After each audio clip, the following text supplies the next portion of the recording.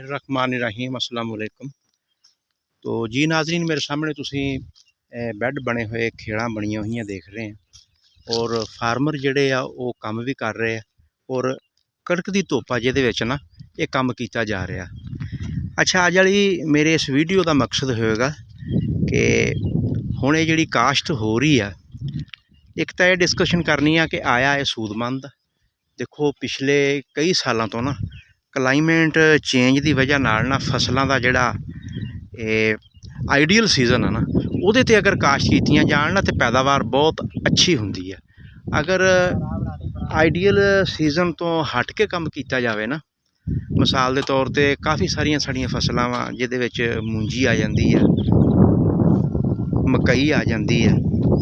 तो इस सिलसिले दे विच ना फार्मर जिहड़ा ना हुण वर्क कर रहा वा, ये गल करांगे कि एक किहड़ी चीज़ काश्त होने लगी है। अगर तुसीं नवें हैं तो चैनल नूं सबसक्राइब कर लो तो बैल का बटन दबा दिओ। अस्सलाम वालेकुम जी। वालेकुम सलाम भाई जी, की हाल है? ठीक हो? ठीक ठाक जी। दिन के 12-1 बजे आ तो पसीनो पसीनी होए खड़े आ, तो ये काहदी तैयारी हो रही है?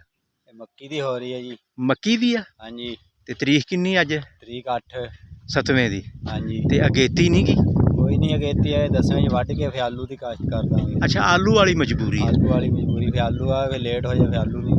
अच्छा अच्छा, तो ये जिहड़ी तुसीं हुण अगेती लाई आ ਇਹਦੇ ਤੇ ना ये काफ़ी सारे अटैक सुंडी दे फाल आर्मी वर्म दे होने आ, ते ਇਹਦਾ ਤੁਸੀਂ ਹੁਣ ਕੀ ਸੋਚਿਆ ਵਾ, ਕੀ ਕਰੋਗੇ?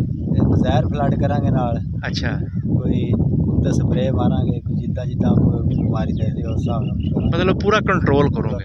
कुछ गल्लां मैं भी दस दियां फिर। ਦੱਸੋ जी। हाँ, अच्छा तुसीं हुण इदां करो, तुसीं तुहानूं क्योंकि आलूआं दी मजबूरी है, तुसीं आलू लाउणे आ, तुसीं एक तां जिहड़ा ना बी ਉਹਨੂੰ सीड ट्रीटमेंट जिहड़ी ਜ਼ਹਿਰ आ ਉਹ ਲਾਜ਼ਮੀ ਲਾਉਣੀ।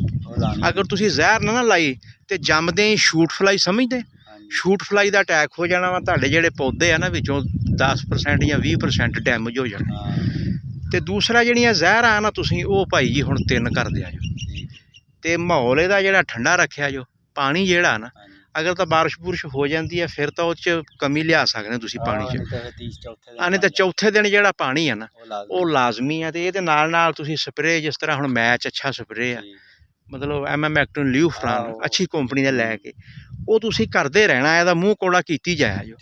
आहो, इन्हां गल्लां ते हुण तुसीं ध्यान दोगे तो ये तुहाडी फसल कामयाब हो जूगी।